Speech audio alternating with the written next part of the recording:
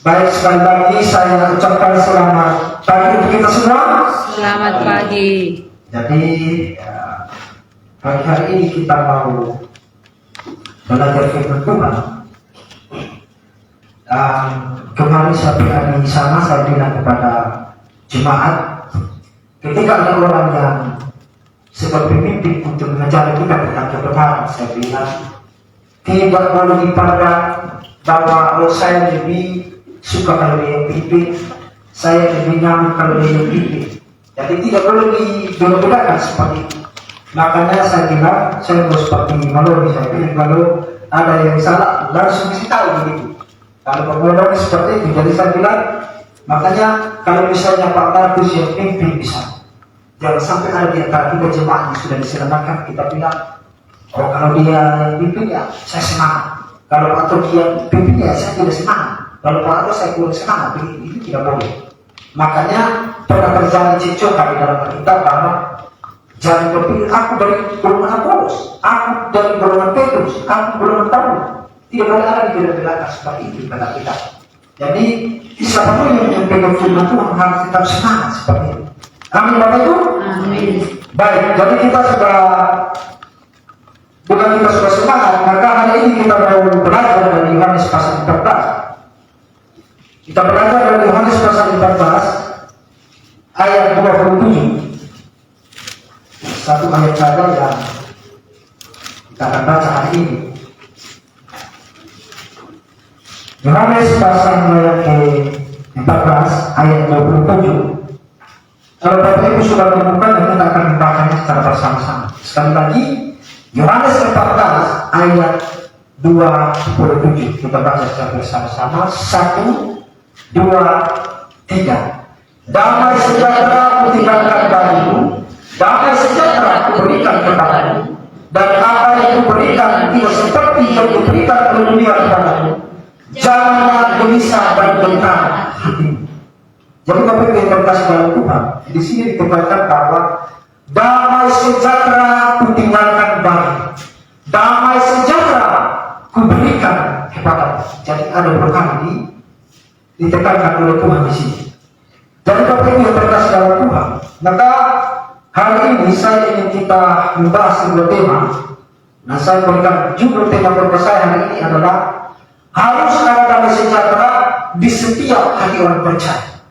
Harus ada damai sejahtera di setiap hati orang percaya. Jadi Bapak Ibu yang terkasih dalam Tuhan, bicara tentang damai sejahtera memang sangat penting bagi seluruh umat manusia. Karena pada dasarnya manusia itu ingin memiliki yang namanya damai sejahtera. Itulah sebabnya di dalam lingkup keluarga, dalam sebuah keluarga itu, di dalam orang yang sudah berumah tangga, sudah punya anak, sudah punya istri, sudah punya suami, maka di dalam hati mereka, maka tentu mereka ada damai sejahtera antara bapak dengan anak, antara bapak dengan ibunya, mamanya, bapak dengan anaknya, terus mamanya dengan anaknya, dan lain sebagainya. Jadi tentu ingin ada damai sejahtera, ada kecocokan antara satu dengan yang lain, seperti itu. Bahkan di dalam kalangan penjahat sekalipun, perampok sekalipun, Bapak Ibu yang terkasih dalam Tuhan, mereka yang dalam kedua mereka dengan bos mereka harus ada damai sejahtera antara mereka. Maka mereka tidak mau cecokan antara anak buah mereka, misalnya suruh tangkap orang, suruh copet orang. Mereka bilang kalian itu harus berpakai, harus ada damai antara kalian ya. Kalau dengan yang lain, memang mereka tidak damai seperti itu. Jadi Bapak Ibu yang terkasih dalam Tuhan, secara normalnya manusia ingin memiliki yang namanya damai sejahtera di dalam rumah tangga. Atau ada di sini yang kalau di dalam rumah tangga ini tidak tahu ada damai sejahtera, coba katakan. Semuanya pasti ada ingin punya memiliki damai sejahtera seperti itu. Jadi Bapak Ibu yang terkasih dalam Tuhan, untuk itu kalau kita lihat di KBBI itu kepanjangannya Kamus Besar Bahasa Indonesia. Pengertian dari damai sejahtera itu ada rasa aman, ada rasa tenang, ada rasa tentram, atau berbalik kembali, atau tadi itu berhenti bermusuhan. Jadi Bapak Ibu terkasih dalam Tuhan. Jadi kalau orang sudah cocok antara satu dengan yang lain, maka harus katanya di sini dikatakan tadi ada di berbagi kembali, artinya berdamai kembali antara satu dengan yang lain, supaya ada rasa nyaman, ada rasa tenteram, ada rasa aman. Jadi kalau dia orang yang tidak punya damai sejahtera, dia sudah cocok dengan orang lain, dia akan jadi di samping.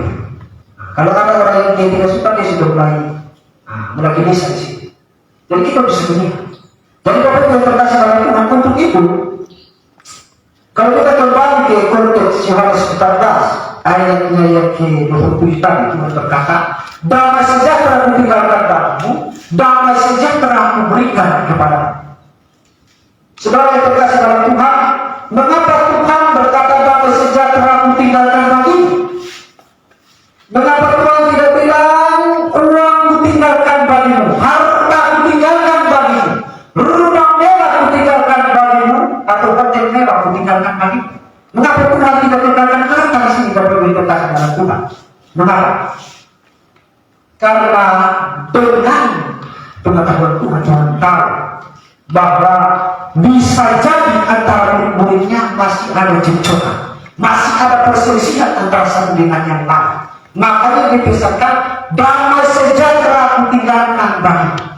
Jadi walaupun kita sudah diselamatkan, sudah ada Roh Kudus yang memberikan kita, sudah ada di dalam hati kita untuk menegur kita, masih bisa kita untuk timbul yang namanya tidak ada damai sejahtera, masih bisa. Makanya diingatkan oleh Tuhan kepada murid-muridnya, karena Tuhan tidak mau ada perselisihan antara mereka sebagai pelayan Tuhan. Jadi Bapak Ibu yang terkasih dalam Tuhan, makanya kita mengatakan Matius pasal 26 ayat 41 katanya, memang roh peluru tetapi daging lemah. Artinya memang roh kudus itu ketika kita berbuat dosa, ketika kita berbuat kesalahan, ada yang kudus yang menegur kita, dan itu salah, itu tidak benar.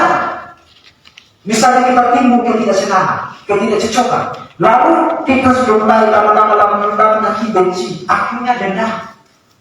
Masih bisa, tapi kita kasih dalam Tuhan. Itulah sebabnya Tuhan tidak ingin murid-muridnya ingin mengutamakan keinginan daging untuk saling bermusuhan antara satu dengan yang lain. Nah, makanya saya tadi bilang bahwa harus ada sejahtera di setiap hati orang percaya. Tapi kita kasih dalam Tuhan. Karena sebagai pelayan Tuhan, justru mereka jadi contoh dan teladan bagi murid-murid yang lain. Karena ke-12 murid ini kalau kita lihat peristiwanya, sebentar lagi Tuhan akan pergi ke surga untuk tinggalkan mereka.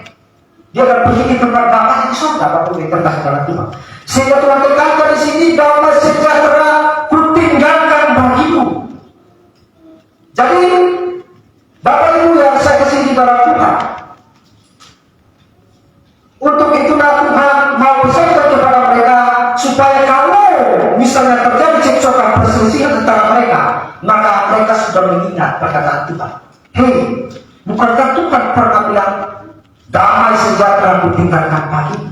Ya ini yang harus kita ingat begitu, supaya murid-muridnya mengingat itu begitu. Jadi Bapak Ibu yang terkasih dalam Tuhan, untuk itulah Tuhan memperingatkan harus ada damai sejahtera. Kalau misalnya ada kemungkinan bahwa mereka antara murid-muridnya itu bahwa tetap ada damai sejahtera di dalam diri mereka. Nah, untuk apa Tuhan peringatkan mereka?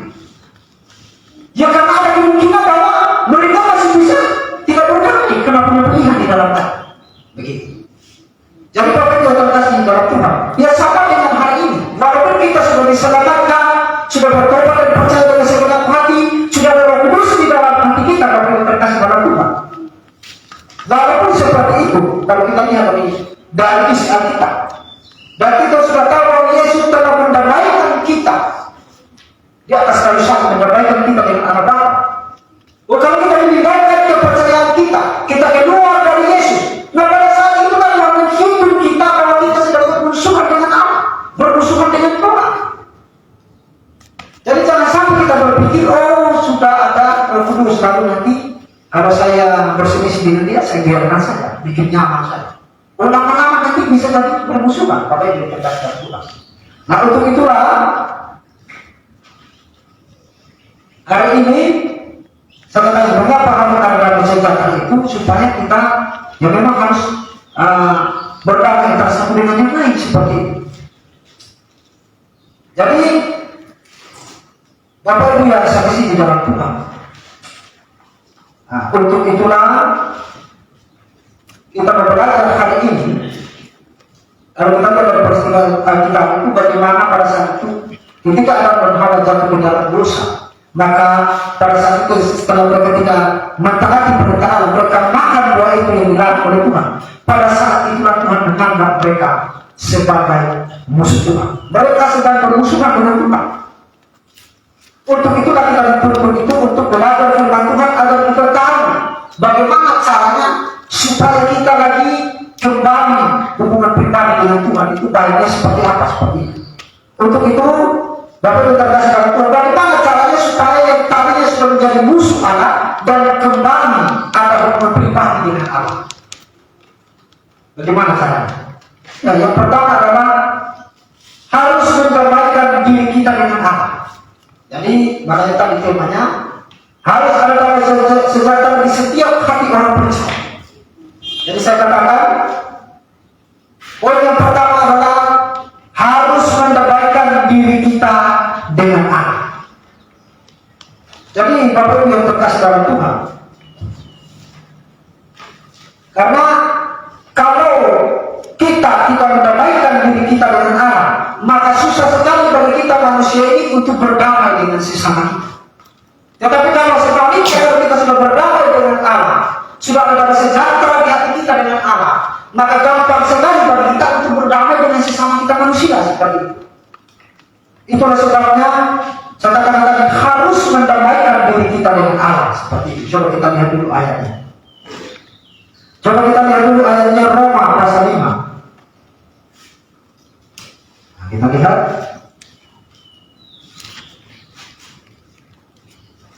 Roma pasal 5. Kita lihat Roma pasal 5 ayat 9, 10 sampai 11.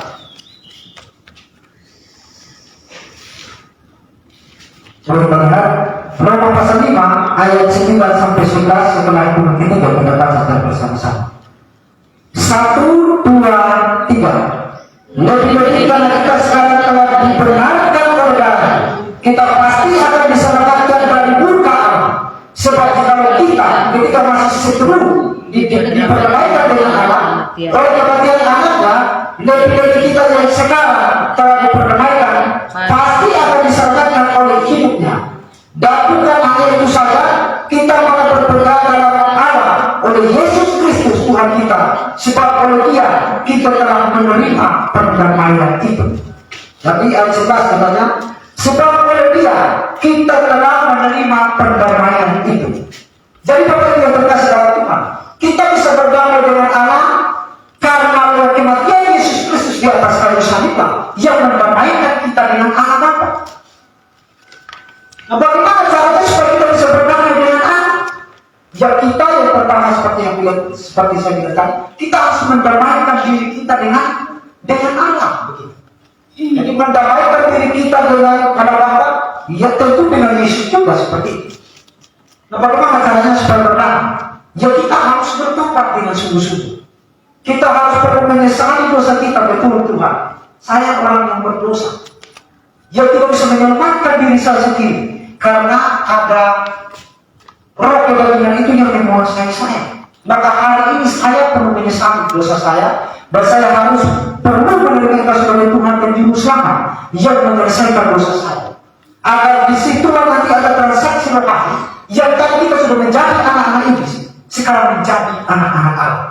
Dan karena ada Roh Kudus dalam hati kita, maka di situlah ada damai antara kita dengan Allah Bapa maupun dengan Yesus Kristus. Jadi Bapak Ibu yang terkasih dalam Tuhan, untuk itu saya katakan tadi bahwa harus mendamaikan diri kita dengan Allah terlebih dahulu.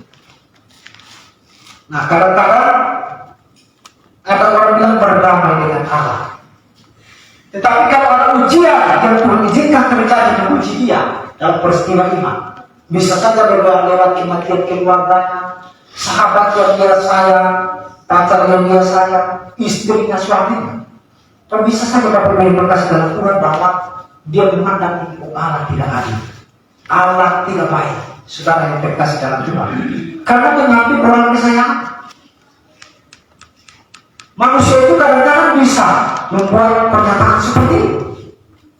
Pernah saya dengar orang-orang seperti itu, tapi saya tidak perlu kasih tahu orang. Bahkan lewat materi kehidupan kita juga begitu, secara jasmani. Kalau bisa saja kita rasa damai dengan Allah itu tidak ada lama-lama, begitu. Jadi Bapak Ibu yang terkasih di dalam nama Tuhan Yesus Kristus, untuk itulah kita seharusnya harus rindu belajar firman Tuhan agar semakin hari itu ya betul-betul kita semakin mengasihi Tuhan, semakin karena ada dalam sidang dalam hati kita semakin mendekatkan diri kepada Tuhan dan semakin mengasihi Tuhan, semakin suka hal-hal rohani, semakin suka ikut PA, datang ke gereja, rajin seperti terminuti dan kesibukan yang terlalu penting di rumah. Semakin betul kita sudah berdamai dengan Allah seperti itu. Jadi Bapak Ibu yang saya kasih di dalam Tuhan, pernah ada contoh di dalam Alkitab, dulu dia itu tidak berdamai dengan Allah. Pernah ada contoh pada waktu itu, yaitu Paulus. Pada waktu itu Bapak Ibu terkasih dalam Tuhan, kalau kita lihat kisah Paulus, Bapak Ibu, di dalam kisah para rasul pasal 22 ayat 4, siapapun yang memberitakan nama Tuhan Yesus, dia mencari, mengejarnya, menangkapnya, kasih masuk ke dalam penjara. Kalau yang menolong dikasih mati, bunuh mereka. Kenapa seperti itu? Karena belum ada Roh Kudus di dalam hati. Karena belum ada Roh Kudus di dalam hati, dia belum bisa berdamai dengan Allah, sehingga dia belum bertobat dengan sungguh-sungguh, sehingga Roh Kudus tidak ada dalam hatinya, sehingga tidak ada tindakan untuk mendamaikan dirinya dengan Allah. Bapak Ibu yang terkasih dalam Tuhan.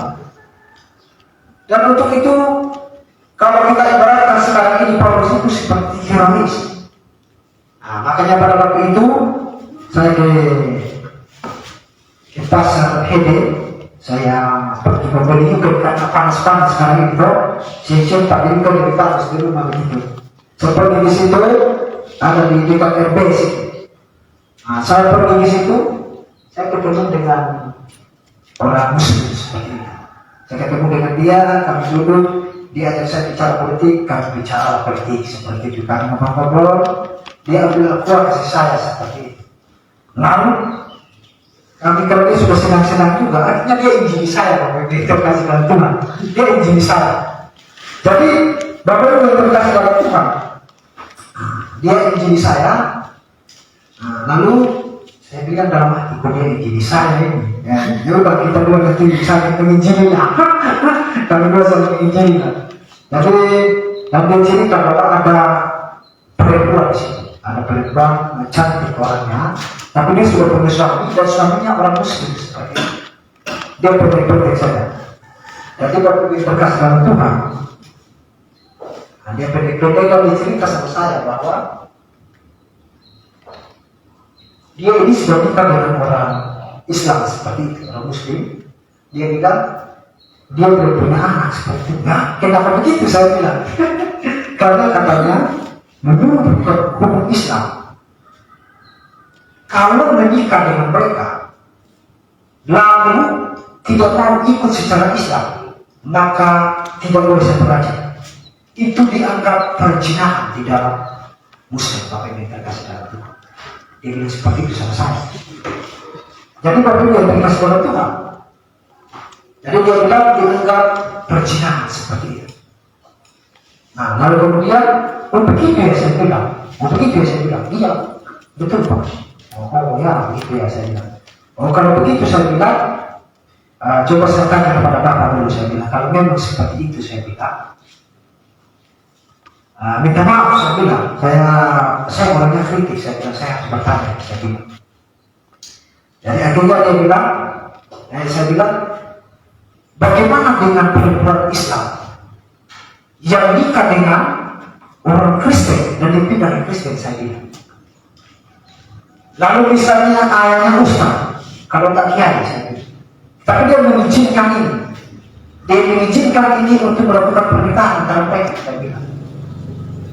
Bagaimana apakah ustaznya atau kiainya berdosa kalau melepaskan anak untuk menikah? Saya bilang. Dia pusing juga. Akhirnya, begini juga dia.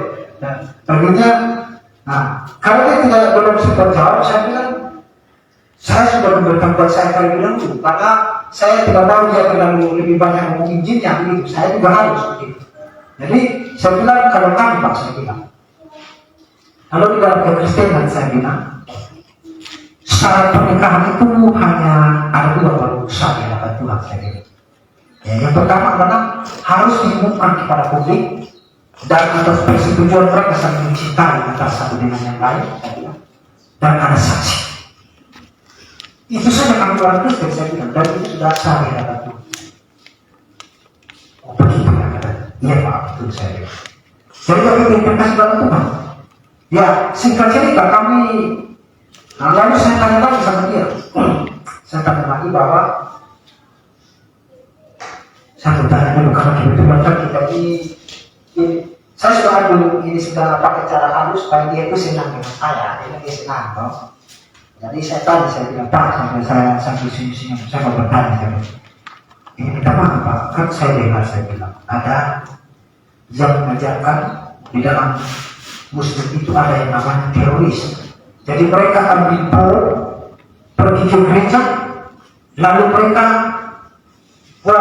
bunuh diri, gereja rusak. Bagaimana dengan orang tersebut dan bunuh orang? Saya bilang, apakah mereka masuk surga? Saya bilang gitu. Terus dia bilang, wah, tidak ada ajaran Islam seperti itu. Saya tidak tahu dia membenarkan itu atau bagaimana, saya tidak tahu. Dia bilang, tidak ada ajaran Islam seperti itu. Bahkan kalau Bapak dengar bilang, ada 70 bidadari yang di surga itu tidak ada. Lalu saya bilang, terus dari mana ini bisa ada seperti ini Pak? Kalau begitu saya bilang, oh, saya juga tidak tahu. Dia bilang seperti itu. Jadi Bapak yang berkasih dengan Tuhan. Atau ternyata dia satu perempuan memang Bapak Ismail. Ya udah saya cerita bahwa istri dari Bapak Ismail itu adik kandung Bapak saya bilang. Oh begitu ya. Lalu saya bilang, Pak saya bilang ini kalau Bapak dong misalnya saya bilang sudah nikah dengan orang Kristen anaknya, lalu pergi ke Kristen saya bilang, lalu apakah anak itu masih dianggap sebagai keluarganya? Atau karena sudah keluar dari agama Islam lalu membencinya? Saya bilang tidak dianggap sebagai keluarga, sebagai anak tadi saya bilang. Jadi dia bilang, oh tidak seperti itu. Kami ini ya tetap hubungan keluarganya tetap ini. Hanya kami memang tidak setuju, tapi kan hubungan keluarga tetap baik. Berarti kadang-kadang kalau kita nonton itu kan beda begitu. Nonton itu beda. Jadi ternyata kita jadi bingung juga mana yang benar seperti itu. Jadi penting sekali kalau kita mencari tahu juga supaya kita bisa tahu juga. Karena kalau yang saya dengar dulu satu ustaz yang dikasih tahu, darah orang Kristen itu halal kalau dibunuh. Saya bilang kalau orang seperti ini bagaimana? Saya bilang ini masuk surga atau masuk neraka? Oh dia bilang ini tidak mungkin masuk surga. Jadi Bapak interpretasi dalam Tuhan. Saya bilang kami juga seperti itu Pak. Saya bilang kalau kami sudah nikah perempuannya kayak Muslim, ya hubungan relasinya tetap aman. Saya bilang. Tetapi dalam iman kami tidak setuju bahwa sebenarnya dia ini, saya bilang dia ini menikah dengan yang agama lain. Itu iman kami sebenarnya tidak boleh seperti itu menurut Alkitabnya. Tetapi hubungan relasinya kan namanya pilihan mereka untuk mau nikah kan, ya tetap kita mengizinkan karena mereka ini itu punya hak sendiri, hak asasi manusia saya bilang. Jadi kita setuju menikahnya dalam hal mereka hubungan relasinya untuk menikah. Tapi kalau imannya itu seperti saya bilang tadi itu juga menurut kita tidak bisa mengisi iman seperti itu saya bilang. Oh begitu ya, sama juga kalau begitu katanya. Jadi Bapak interpretasi dalam Tuhan. Ternyata kami diskusi lah lalu, lalu kami dia misalnya lagi, lalu dia bilang sebenarnya dia bilang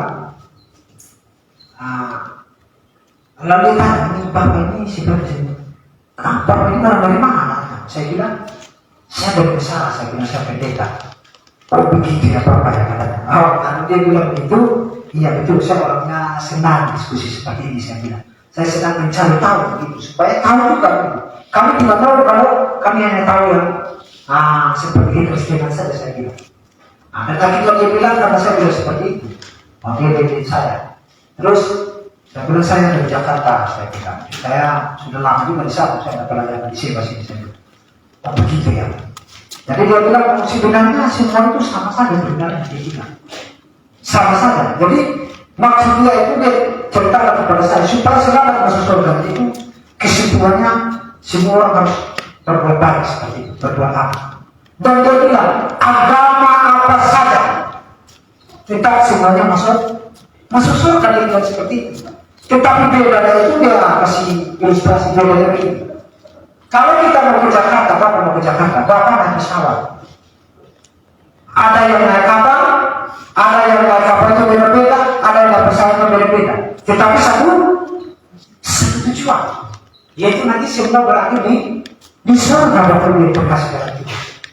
Oh saya bilang, minta maaf Pak, saya bilang kalau menurut iman kami bukan seperti itu, saya bilang. Karena kalau sampai dia bilang seperti itu kan tiba-tiba pindah sebenarnya. Hanya saya lihat mukanya kan sudah ada ini juga toh.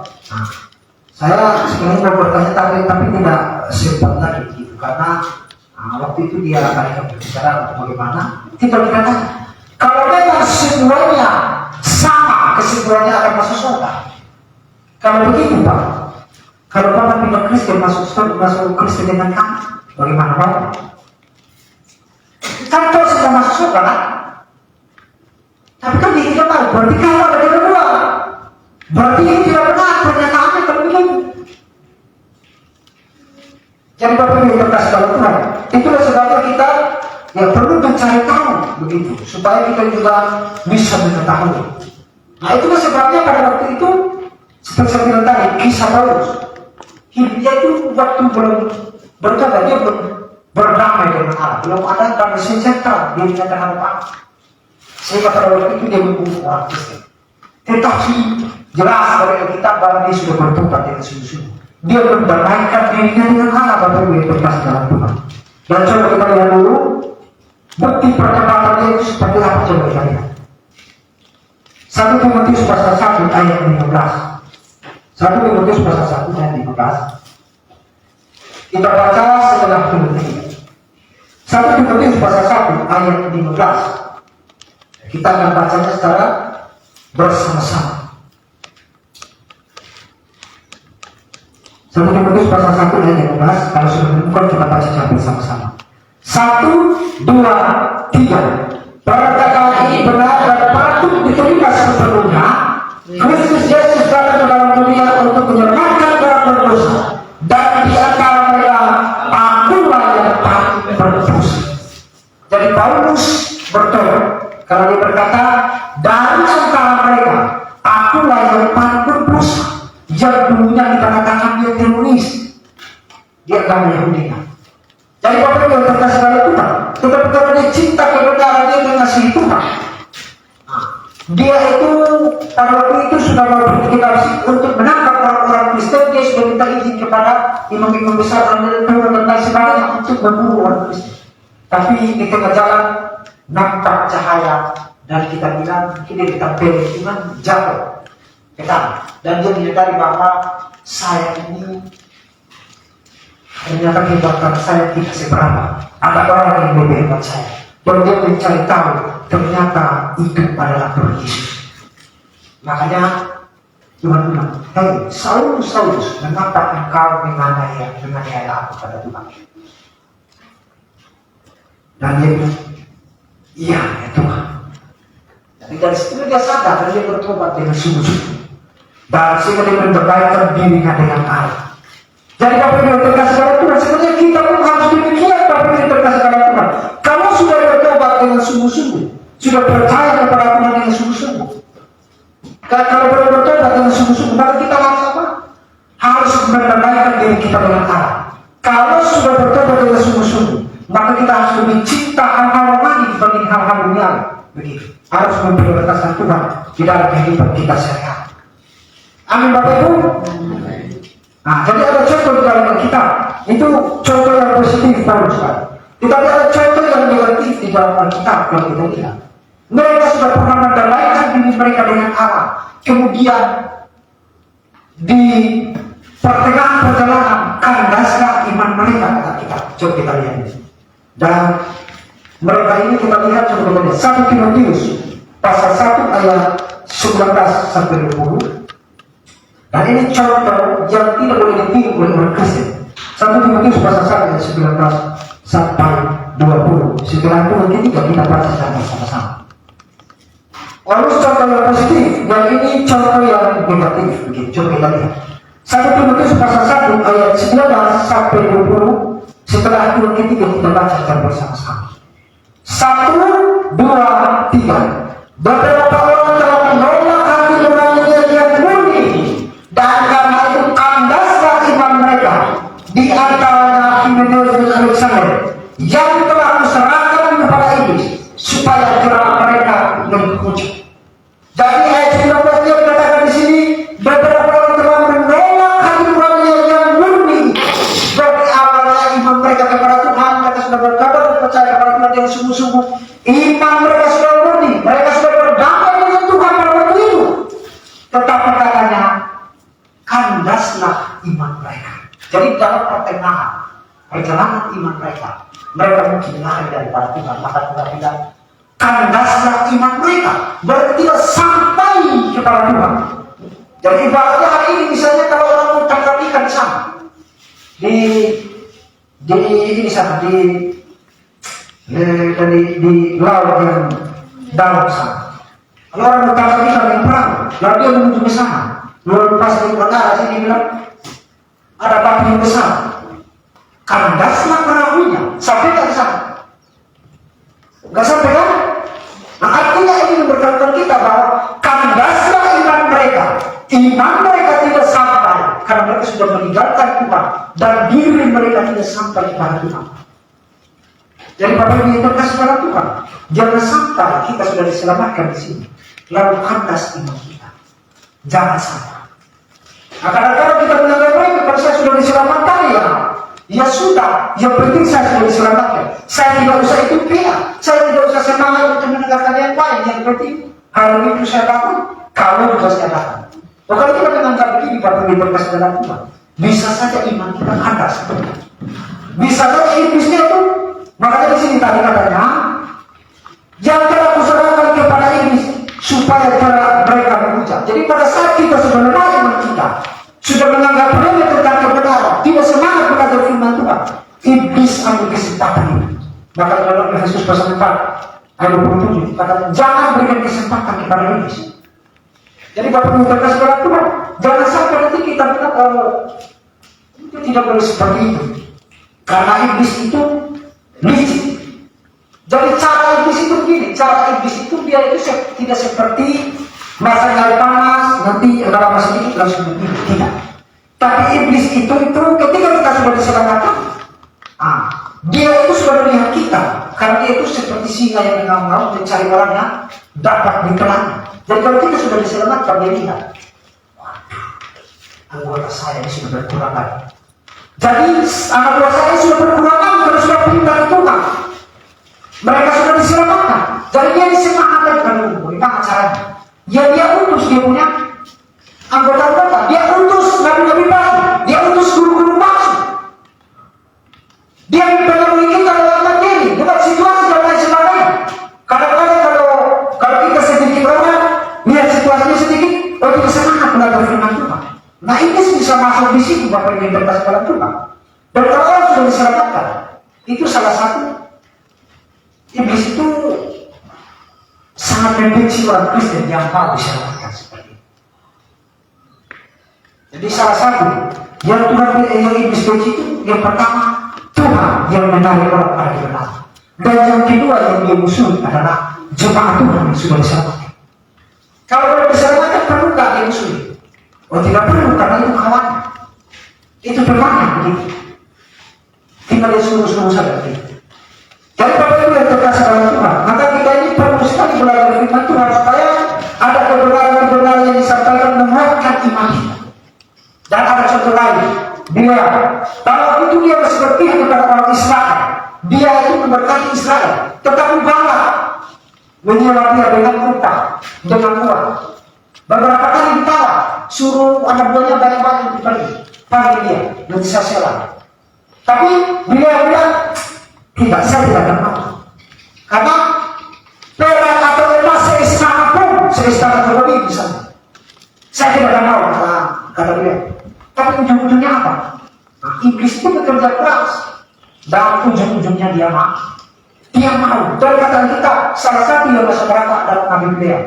Yudas pasal 1 ayat 11. Ya, jadi kita bisa dipengaruhi Bapak Ibu berkata dalam Tuhan. Jadi ini menjadi contoh yang negatif yang tidak boleh kita ikuti seperti itu. Jadi hati-hati kalau kita ini tidak ada berdamai dengan Allah seperti itu. Walaupun sudah berdamai, tapi seperti saya bilang tadi, karena ada cekcokan di dalam jemaat misalnya. Oke, dia tidak senang dengan dia. Dan lama-lama nanti ujung-ujungnya nanti akan bermusuhan. Bisa. Maka orang yang sudah diselamatkan, sudah berdamai dengan Allah pun, dia bisa kembali untuk membenci Allah seperti itu. Karena Tuhan berikan pilihan, mau kita berdamai atau bermusuhan. Begitu.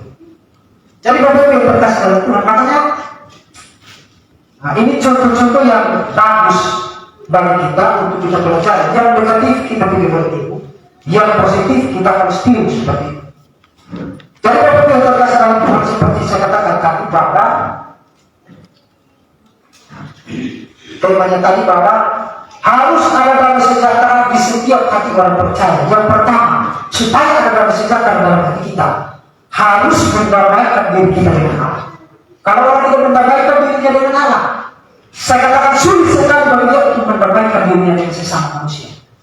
Makanya Bapak lihat, kalau sedikit cekcokan aja, salah perkataan aja, salah tindakan aja, orang bisa tidak berdamai dengan kita, bermusuhan. Nah, lihat dia, mereka itu tidak suka dengan kita, dengan cara kita. Bisa jadi, ya, saya tidak tahu pribadi mereka, bisa jadi mereka membenci kita. Karena mereka sudah ada contoh, Paulus dibenci, Paulus dicaci maki, dilempar dengan batu dan lain sebagainya. Gitu.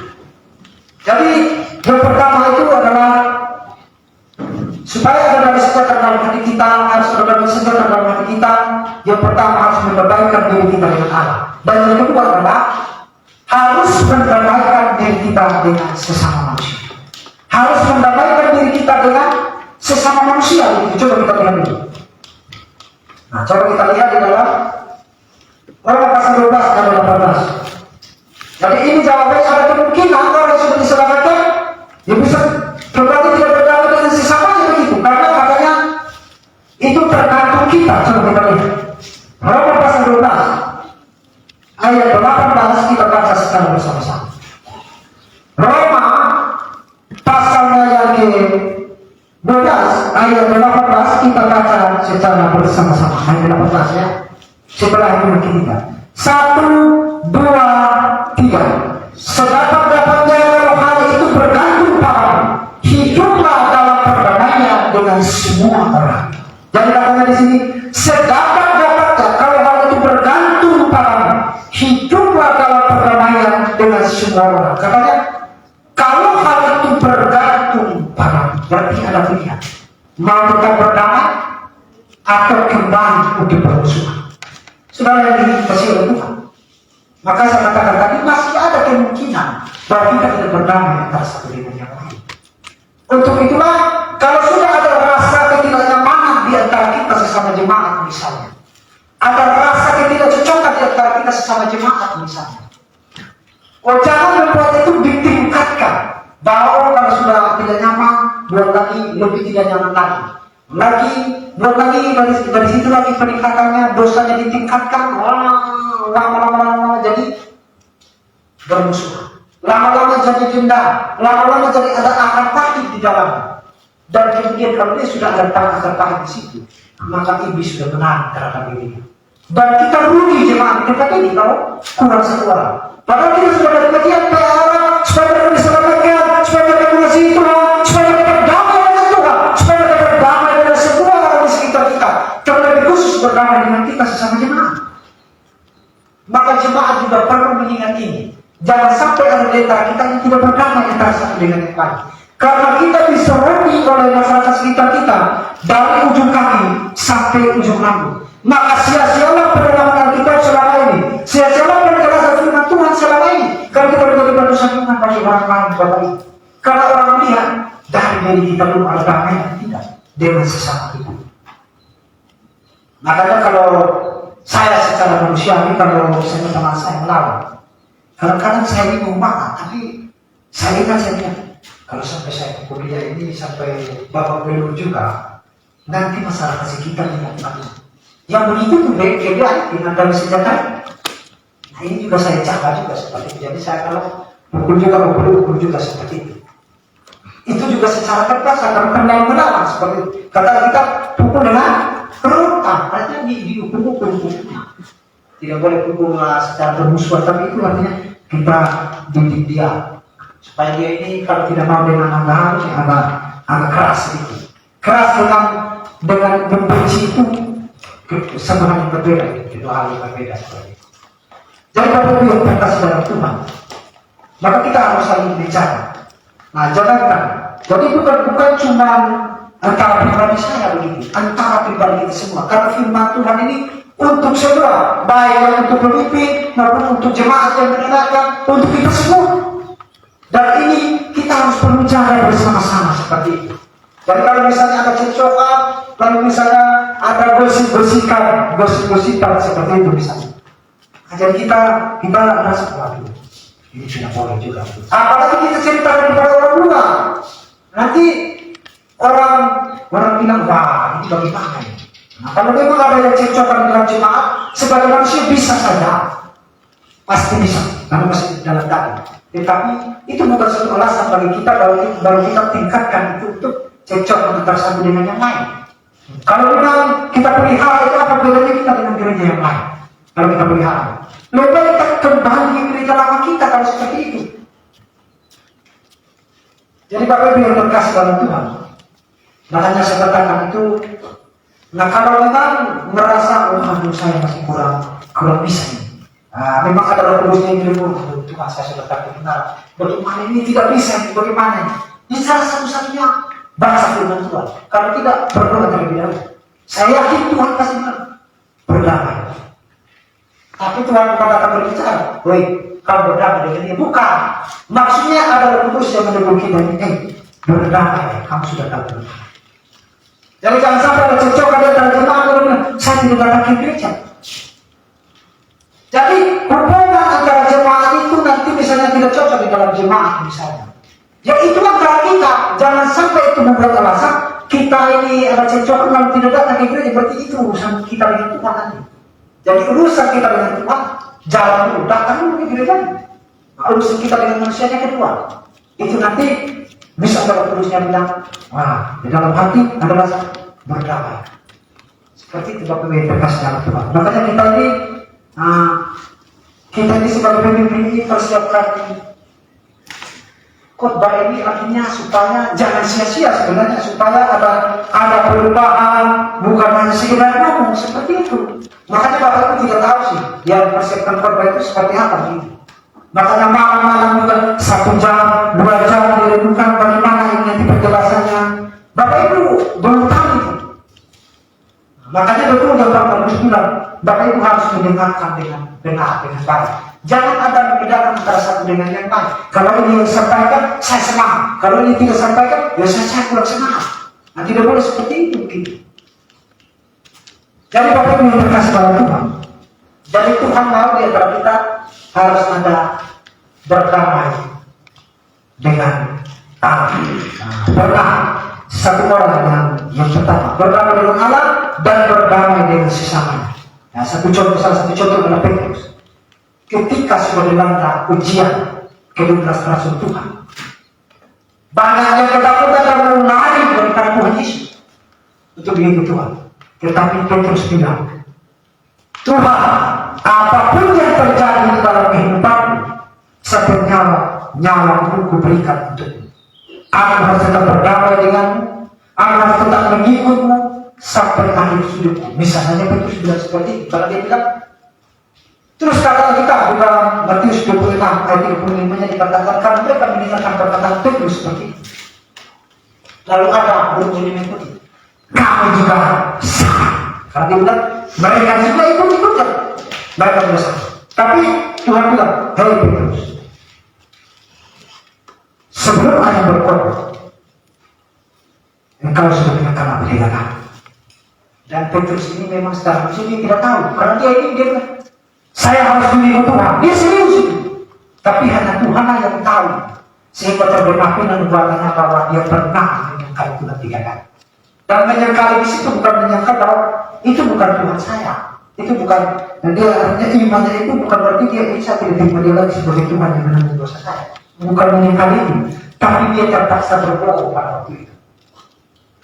Ini secara manusia bisa saja karena ada kalau dia dalam kita mungkin mereka ada bakar-bakar api di situ bisa saja kan karena kamu mengaku dari dalam usaha kamu sudah ketahuan itu kan kamu muridnya kan. Jadi kalau dia bilang iya, bisa saja dia akan dibakar atau dibunuh. Jadi kalau kita terkasih dalam Tuhan, tetapi saya tidak mengejar kita untuk menyangka Tuhan. Tetapi kalau ada orang yang seperti itu, kita harus lebih berani daripada itu. Di sekolah di sini juga beda. Apapun yang terjadi di dalam kehidupanku, hidupku sudah serahkan untuk Tuhan. Silakan. Aku tidak akan menyangkalinya. Aku tidak akan membuatnya. Makanya Polikarpus di dalam sejarah mengatakan kalau tidak salah Polikarpus. Dia bilang KPP terkasih dalam Tuhan 48 tahun atau berapa itu saya sudah agak lupa.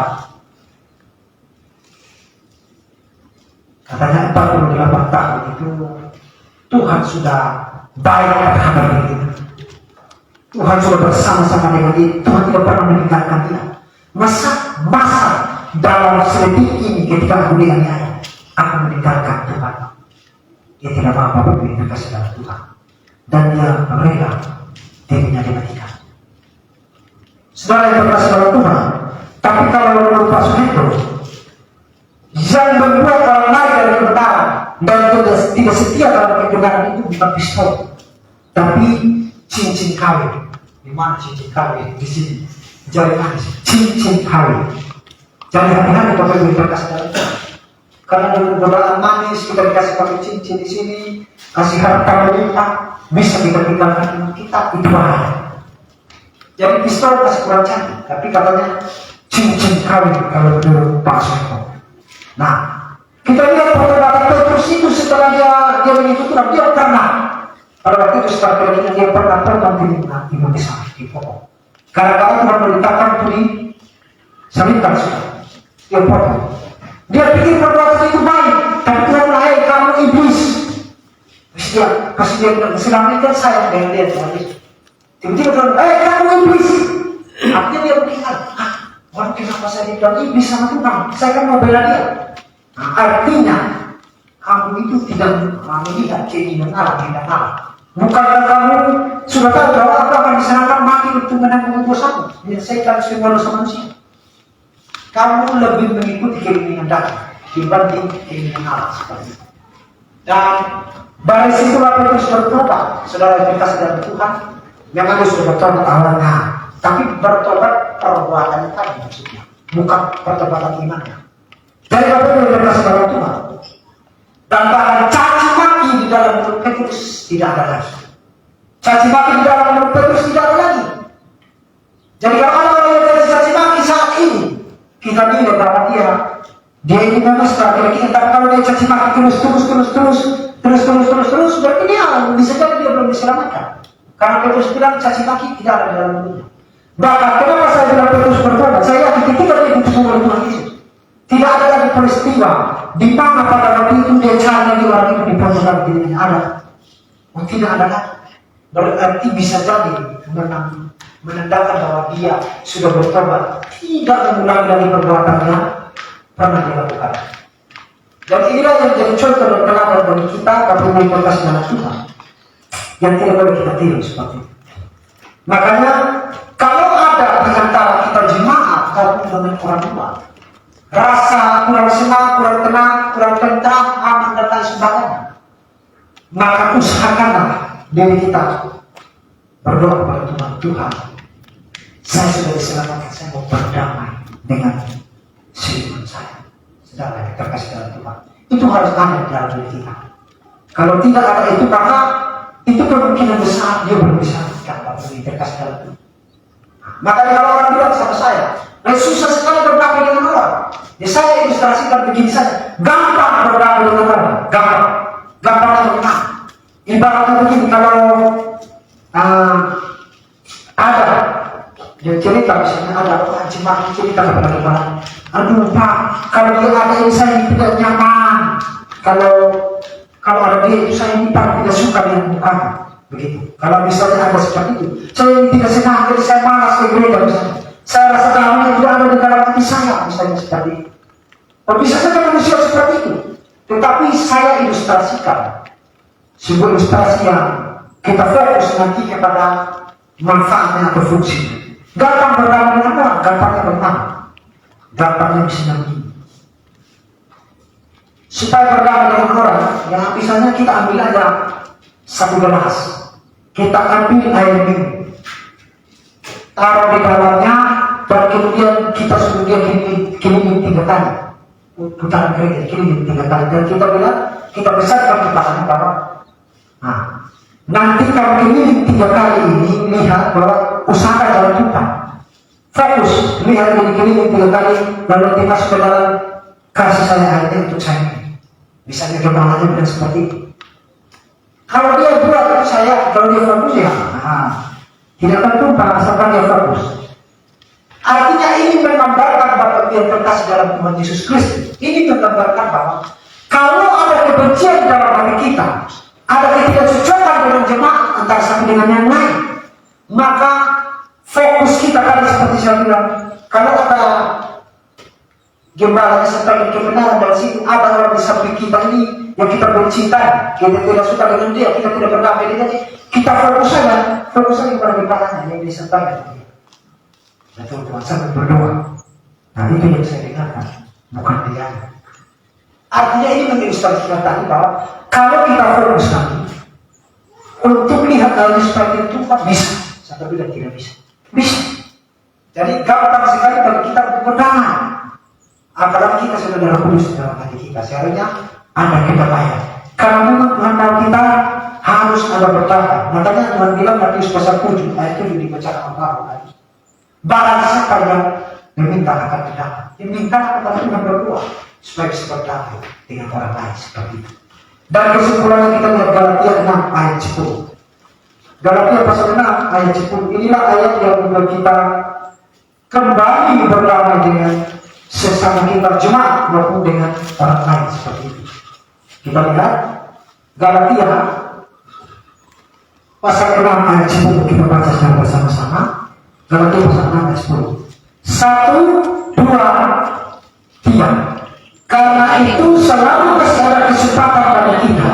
Mari kita berbuat baik pada semua orang, tetapi terutama kepada kawan-kawan kita seiman. Jadi sekali lagi saya baca katanya, karena itu selalu masih ada kesempatan bagi kita, mari kita berbuat baik pada semua orang, terutama kepada kawan-kawan kita seiman. Diajar untuk berbuat baik, kenapa kita berbuat baik? Karena sudah ada damai sejahtera di dalam hati kita. Amin Bapak Ibu? Jadi untuk semua orang ada berkelompok dan untuk sesama kawan seiman seperti itu. Jadi hari ini temanya tadi harus ada damai sejahtera di setiap hati orang percaya. Bagaimana caranya supaya ada damai sejahtera? Terlebih dahulu harus membanggakan diri kita dengan Allah, dan yang kedua harus membanggakan diri kita dengan sesama manusia. Amin Bapak Ibu? Amin. Baik, ini saja yang bisa saya sampaikan hari ini.